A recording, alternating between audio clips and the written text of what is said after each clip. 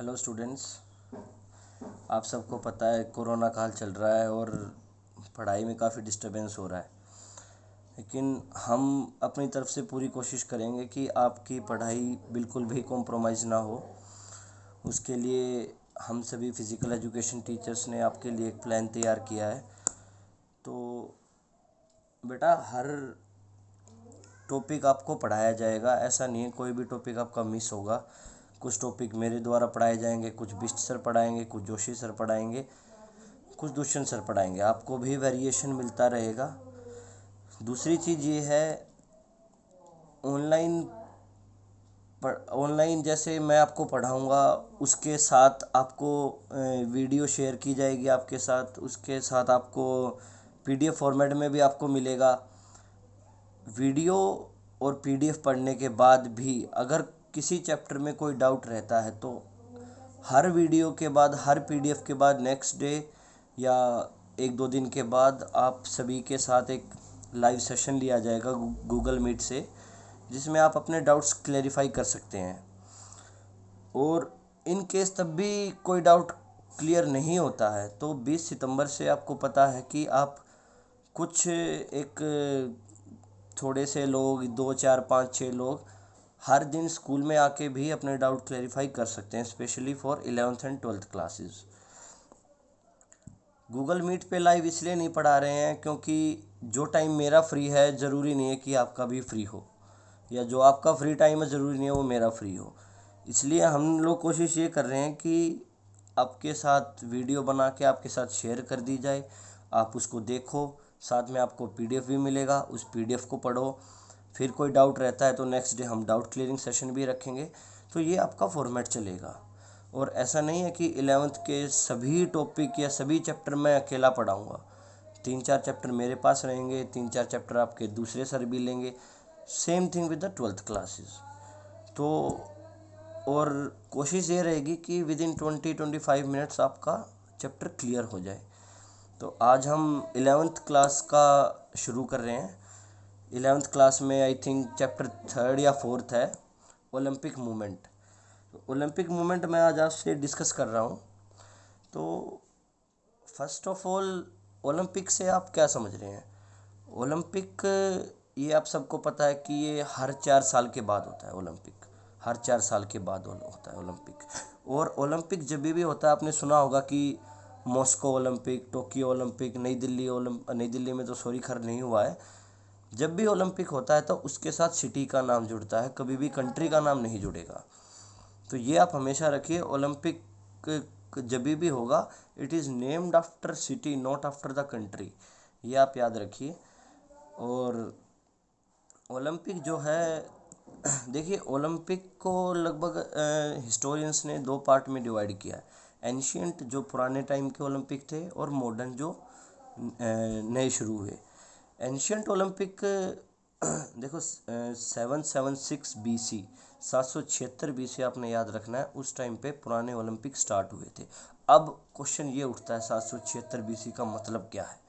776 BC का मतलब से है मेरा कि BC का मतलब होता है बिफोर कॉमन एरा, BCE, या बिफोर क्राइस्ट भी बोलते हैं। BC को बिफोर क्राइस्ट बोलते हैं, आजकल नई भाषा में BCE लिखते हैं, बिफोर कॉमन एरा। और कई जगह आपने देखा होगा AD या CE लिखा होता है, ठीक है। AD का मतलब आफ्टर डोमिनो, और CE का मतलब कॉमन एरा। अब 776 BC का क्या मतलब है कि 2020 में आज हम हैं, 2020 साल तो ये पूरे, और उससे पहले 776 साल और। तो आप इन दोनों को ऐड करोगे, 2020 और 776, ये जितना टोटल आता है, ये हम अभी उस टाइम की बात कर रहे हैं। तो एंशियंट ओलंपिक 776 BC में स्टार्ट हुए थे। और ये गेम नहीं थे उस टाइम पे, ऐसा नहीं है गेम थे, गेम नहीं थे ये एक त्यौहार टाइप का था, फेस्टिवल आप बोल सकते हो, रिलीजियस फेस्टिवल, धार्मिक त्यौहार था। और धार्मिक त्यौहार, किसी भगवान, जैसे हमारे यहाँ आज भी मेले लग जाते हैं दिवाली पे, राम के उसमें, जन्माष्टमी पे कृष्ण जी के उसमें, तो ये भी एक रिलीजियस फेस्टिवल था, ओलंपिक बोलते थे। और ये भगवान ज्यूस, ZEUS, ये उनके भगवान थे, एथेंस के। एथेंस कहाँ है? ग्रीस का कैपिटल है। ठीक है, ग्रीस याद रखना है। एंशियंट ओलंपिक ग्रीस में एथेंस में स्टार्ट हुए थे। एंशियंट मतलब पुराने, तो भगवान जीउस के उसमें होते थे। और जहाँ पे सबसे पहली बार ओलंपिक हुआ एथेंस में, वो एक घाटी में हुआ। उस घाटी का नाम ओलंपिया था, इसी वजह से इसका नाम फर्दर ओलंपिक रख दिया गया। फिर धीरे धीरे हिस्ट्री जैसे हमें बताती है, अलग राजा आए, रोमन्स आए, रोमन्स ने पूरी तरह डिस्ट्रॉय कर दिया ग्रीस को, पूरी तरह से नष्ट कर दिया, ओलंपिक गेम क्लोज हो गए। फिर बाद में कुछ लोगों ने दोबारा एफर्ट करने स्टार्ट किए, जिसमें से एक बहुत ही प्रोमिनेंट नाम है इनका, बैरन पियरे डी कुबर्टिन। बैरन पियरे डी कुबर्टिन, ठीक है। तो उनके एफर्ट से फिर मॉडर्न ओलंपिक स्टार्ट हुए। कब? 1896 में। 1896 में लोकेशन सेम, दोनों में याद रखना, एंशियंट ओलंपिक भी, पुराने ओलंपिक भी और आधुनिक ओलंपिक भी, दोनों की ही जो फर्स्ट ओलंपिक हुए दोनों ही इस एथेंस में हुए, ग्रीस में हुए। मॉडर्न ओलंपिक क्वेश्चन कई बार पूछा गया है। मॉडर्न ओलंपिक को स्टार्ट करने का श्रेय किसे दिया जाता है? बैरन पियरे डी कुबर्टिन, ठीक है। पहले ओलंपिक में लगभग 9 कंट्रीज़ ने पार्टिसिपेट किया और लगभग 13 इवेंट उसमें खेले गए। फिर बात करते हैं कुछ ओलंपिक सिंबल्स की। मैं आपके लिए थोड़ा सा नोट भी लिखा है, अगर आप पढ़ना चाहें तो ये मैं आपको दिखा भी देता हूँ। अभी इसे नहीं हो रहा है, कोई बात नहीं। उसके बाद कुछ ओलंपिक सिंबल्स की बात करते हैं। ओलंपिक सिंबल्स में सबसे मेन आपका आता है flag, Olympic flag. Olympic flag आप देखोगे वाइट बैकग्राउंड है, कोई बॉर्डर नहीं है, white background without any border, 5 interlocking rings, 5 उसमें छल्ले बने हुए दिखाई देते हैं, और वो 5 छल्ले 5 अलग अलग कॉन्टिनेंट्स को, महाद्वीप को दर्शाते हैं, ठीक है, 5 कॉन्टिनेंट्स को। अब क्वेश्चन ये उठता है कि what is the need of Olympic, हम ओलंपिक खेल क्यों रहे हैं, या ओलंपिक स्टार्ट क्यों किया, क्यों गवर्नमेंट इतना पैसा बर्बाद कर रही है ओलंपिक पे। 14-15 दिन के ओलंपिक होते हैं, इतने खिलाड़ी आते हैं, उनको रखना पड़ता है, उनको खाने का खर्चा, उनको अकोमोडेशन का खर्चा, मतलब why we are spending so much money on Olympic, कोई रीज़न तो होगा। तो सबसे पहली चीज़ देखिए, जैसा खेलों के बारे में अक्सर कहा जाता है, एक स्पोर्ट्स ही ऐसा है जहाँ एक स्पोर्ट्स पर्सन दूसरे देश में जाके अपना झंडा फहरा सकता है, ठीक है। इन चीज एक तो सबसे पहला ऑब्जेक्टिव आप देखेंगे ओलंपिक का, तो पर्सनालिटी, पर्सनालिटी आपकी इम्प्रूव होती है। कभी भी देखना, एक एथलीट की पर्सनालिटी और एक कॉमन मैन की पर्सनालिटी में बहुत फ़र्क होगा। एक स्पोर्ट्समैन आपका इमोशनली भी डेवलप होगा, क्योंकि वो खेलता है, उसको खेलता है तो अग्रेसिव भी आता है, इमोशंस भी बाहर निकल के आते हैं, हर प्रकार के इमोशंस उसमें डेवलप होते हैं धीरे धीरे, और आपकी ओवरऑल पर्सनालिटी इम्प्रूव हो जाती है, आपका कैरेक्टर इम्प्रूव होता है। ये सब चीज़ें आपने लिखनी है, ठीक है। आपके अंदर अच्छी हैबिट, रेगुलर एक्सरसाइज करने की हैबिट्स आपके अंदर डेवलप होती हैं, ठीक है। फिज़िकल एजुकेशन के बारे में अवेयरनेस, अवेयरनेस मतलब जागरूकता, फिज़िकल एजुकेशन के बारे में जागरूकता फैलाने के लिए भी ओलंपिक किया जाता है। स्पोर्ट्स कंपटीशन के बारे में, फ्रेटर्निटी एंड पीस। अब फ्रेटर्निटी से क्या समझते हैं? भाईचारा। जैसे जनरली आप हम देखते हैं कि एक क्लास के में 2-4 बच्चे हमेशा लड़ते हैं, लेकिन जब उनका कंपटीशन किसी दूसरी क्लास से होता है, तब उनमें एक फ्रेटर्निटी आ जाता है कि we are the student of the same class, now we are one, अब हम एक हैं, अब हम लड़ेंगे नहीं, क्योंकि हमारा कंपटीशन किसी और से है। तो ओलंपिक खेलने से, या कोई भी स्पोर्ट्स इवेंट खेलने से, एक फ्रेटर्निटी, एक भाईचारा आप में डेवलप होता है, ठीक है। फ्रेंडशिप डेवलप होती है, सोलिडरिटी, सोलिडरिटी से आपका मतलब क्या है? सोलिडरिटी से मतलब एक तरीके से एकता, यूनिटी, अच्छे से खेलना है। फेयर प्ले, फेयर प्ले मतलब जैसे जूडो गेम है, जूडो गेम में बेल्ट से नीचे मारना अलाउड नहीं होता है। तो ये सब रूल आप इन पे खरे उतरते हैं, फेयर प्ले करते हैं, बेल्ट से नीचे नहीं मारते हैं, कोई गलत चीज़ों का यूज़ नहीं होता है, तो फेयर प्ले आपके अंदर डेवलप होता है। डिस्क्रिमिनेशन, डिस्क्रिमिनेशन मतलब भेदभाव, ये भेदभाव वाली चीज़, गेम ही एक ऐसी चीज़ है जो इन चीज़ों को ख़त्म करता है। अब क्वेश्चन कैसे आएगा, वो क्वेश्चन कैसे पूछेगा? क्वेश्चन ऐसे पूछेगा कि ओलंपिक्स के ऑब्जेक्टिव क्या है या ओलंपिक्स के लक्ष्य क्या है। तो लक्ष्य में या ऑब्जेक्टिव में आपने ये सब लिखना है कि ओलंपिक की वजह से क्या क्या होता है। पर्सनालिटी इंप्रूव होती है, फिजिकल एजुकेशन के बारे में अवेयरनेस इंप्रूव होता है, फ्रेटर्निटी पीस इंप्रूव होता है, फ्रेंडशिप सॉलिडरिटी, ये सब चीज़ें आपकी कंटिन्यू इम्प्रूव होती रहती हैं। अब बात करते हैं कि ओलंपिक करवाता कौन है।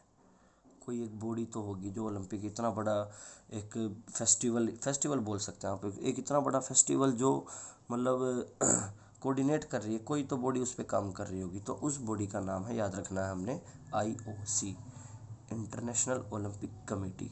International Olympic committee it is the highest controlling authority, highest controlling authority. इसके बारे में क्वेश्चन बहुत बार पूछा जा चुका है। ओलंपिक गेम्स को कंडक्ट कराना, कहाँ ओलंपिक होगा, सब कुछ उसके बारे में जो कोऑर्डिनेट करेगी वो कौन सी बॉडी है, वो है IOC, इंटरनेशनल ओलंपिक कमेटी। और ये कब बनी थी, कब बनी थी ये? इंटरनेशनल एथलेटिक कांग्रेस हुआ था पेरिस में, याद रखना है, इंटरनेशनल एथलेटिक कांग्रेस हुआ था पेरिस में 1894 में। वहीं पे IOC वहाँ पे बनी थी। IOC का फॉर्मेशन क्रिएशन वहीं से है, इंटरनेशनल एथलेटिक कांग्रेस से। फर्स्ट प्रेसिडेंट कौन बने? वही बने जिन्होंने मॉडर्न ओलंपिक की शुरुआत की, Baron Pierre de Coubertin, BP Coubertin, जो फ्रांस से हैं।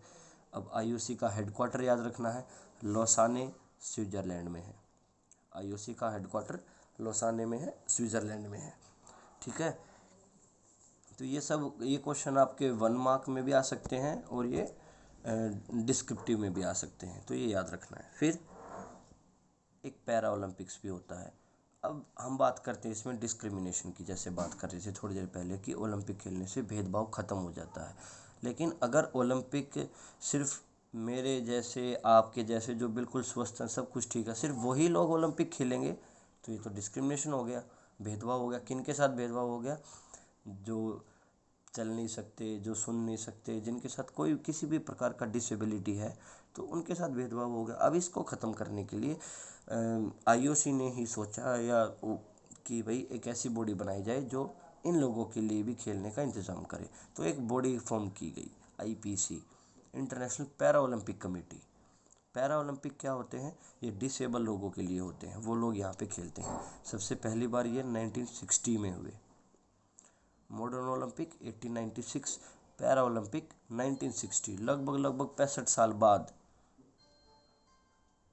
तो ये रोम में स्टार्ट हुए थे, सबसे पहले पैरा ओलंपिक्स रोम में स्टार्ट हुए। और इस बॉडी का हेडक्वार्टर कहाँ है? जर्मनी में, BONN, बोन, ये याद रखना है।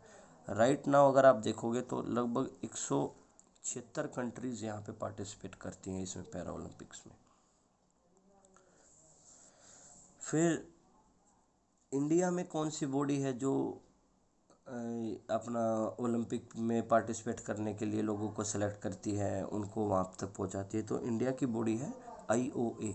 IOA आपको याद रखना है, इंडियन ओलंपिक एसोसिएशन। ये कब बनी? 1927 याद रखना है। किसके एफर्ट से बनी? दोराबजी टाटा। ये दोराबजी टाटा जो आप देखते हैं, टाटा सोल्ट, टाटा की बसें, गाड़ियाँ, टाटा का, तो सबसे ये उस टाइम पे टाटा इन्होंने स्टार्ट किया था। अच्छे बिजनेसमैन थे, इंटरप्रेन्योर थे, तो ये फर्स्ट प्रेसिडेंट IOA के बने थे। और इंडियन ओलंपिक एसोसिएशन ये एफिलिएटेड है, जैसे हमारे स्कूल CBSE से एफिलिएट होते हैं, ऐसे ही IOA एफिलिएटेड है IOC से, इंटरनेशनल ओलंपिक कमेटी से। ठीक है, अब IOA में, इंडियन ओलंपिक एसोसिएशन में प्रेसिडेंट भी होते हैं, वाइस प्रेसिडेंट होते हैं, सेक्रेटरी, जॉइंट सेक्रेटरी, ये सब आपको PDF में मिल जाएगा, आप उसमें देख लीजिए। अब आपके लिए भी एक क्वेश्चन है, आप खुद सर्च करेंगे। फ़िलहाल right now IOA, Indian Olympic association के प्रेसिडेंट कौन है, और इंटरनेशनल ओलंपिक कमेटी IOC के प्रेसिडेंट कौन है, ये आपका क्वेश्चन है, ये पूछा जाएगा। फिर अभी क्या है, मैं स्पोर्ट्स खेलता हूँ, लेकिन पर्पज़ क्या है, क्यों खेलें? आप स्पोर्ट्स क्यों खेलते हैं? एक लालच है, स्कॉलरशिप मिलेगी, सर्टिफिकेट मिलेगा, कुछ तो होना चाहिए, तभी तो हम खेलेंगे। तो इसलिए गेमों को भी थोड़ा सा और डेवलप करने के लिए, अपग्रेड करने के लिए, इम्प्रूव करने के लिए अलग अलग कुछ अवार्ड्स बनाए गए। हैं, जिसमें सबसे पहले नाम आता है द्रोणाचार्य अवार्ड। द्रोणाचार्य आपको पता होगा कौन थे, महाभारत में पांडवों के और कौरवों के दोनों के गुरु मिस्टर द्रोणाचार्य, भारद्वाज पुत्र द्रोणाचार्य, बहुत बार सुनते हैं, जिनके नाम पे गुरुग्राम का नाम भी पड़ा। गुरुग्राम, गुरु का गांव, उन्हीं के नाम पे है। तो इन्हीं के नाम पे ये अवार्ड भी बनाया गया, द्रोणाचार्य अवार्ड। कब से कब स्टार्ट हुआ? 1985 में, 1985। ये कोचेज़ को दिया जाता है। कोच जो होते हैं ना, जिसके भी एथलीट ने अच्छा परफॉर्मेंस किया है तो उन कोचों को ये दिया जाएगा। इसमें 5 लाख रुपए आपको मिलते हैं, ठीक है। और स्टैचू मिलता है द्रोणाचार्य का, और एक स्क्रोल ऑफ ऑनर भी मिलता है। स्क्रोल मतलब एक ऑनर मिलता है जिसमें आपका नाम लिखा रहता है, और एक शॉल टाइप भी मिलता है। ऐसे ही ये तो हो गया कोचेज़ के लिए। अब जिसने परफॉर्म किया है उसके लिए क्या? उसके लिए अर्जुना अवार्ड। अर्जुन आप सबको पता ही है कौन था, सबसे अच्छा शिष्य था द्रोणाचार्य का ही, और सबसे अच्छा धनुर्धर भी उसको माना जाता है। तो अर्जुना अवार्ड 1961 में स्टार्ट हुआ, ठीक है। इसके बारे में आप पीडीएफ में भी पढ़ लेना, पीडीएफ भी आपको शेयर की जाएगी। फिर आता है राजीव गांधी खेल रत्न अवार्ड। राजीव गांधी खेल रत्न अवार्ड 1991 और 92, इस दौरान ये स्टार्ट हुआ था। सबसे अच्छा परफॉर्मेंस करने वाले को ये दिया जाता है, 3 साल का उसका परफॉर्मेंस देखा जाता है। और बेटा 7.5 लाख इसमें आपको अमाउंट मिलता है, 7.5 lakh plus medal plus scroll. Rajiv Gandhi Arjuna award individuals को मिलता है। राजीव गांधी खेल रत्न अवार्ड अगर टीम इवेंट है तो एक से ज़्यादा लोगों को ही मिल सकता है। फिर आता है सीबीएसई ने भी, जैसे सीबीएसई के अंडर आप पढ़ते हैं तो सीबीएसई ने भी स्पोर्ट्स को डेवलप करने के लिए कुछ अपने अलग से अवार्ड बनाए हैं। जैसे चाचा नेहरू स्पोर्ट्स अवार्ड है, ये सीबीएसई ने स्टार्ट किया था। किन के लिए? 9th to 12th वाले जो बच्चे हैं जो अच्छा परफॉर्मेंस करते हैं उनके लिए इसको बनाया गया। स्कॉलरशिप इसमें मिलती है। और ये स्टूडेंट्स, ये क्यों स्टार्ट किया गया कि ताकि स्टूडेंट्स मोटिवेट हों, ज़्यादा से ज़्यादा फिजिकल एक्टिविटी में टेक पार्ट करें। तो मोटा मोटी इस चैप्टर में इतना ही है। नेक्स्ट चैप्टर आपको बहुत जल्दी मिलेगा, साथ में इस चैप्टर की आपको पीडीएफ भी मिल जाएगी। पीडीएफ देखें, वीडियो देखें, फिर आपका एक दिन, कोई भी दिन निकाल के मैं या आपके कोई भी दूसरा टीचर, मिस्टर जोशी या बिष्ट जी या दुष्यंत जी, कोई भी आप आपका इस चैप्टर पे एक डाउट क्लियरिंग सेशन भी ले लेंगे हम गूगल मीट पे। हर चैप्टर आपको ऐसे ही मिलेगा अब, ठीक है। So best of luck, keep studying, stay safe and stay in home. Good day.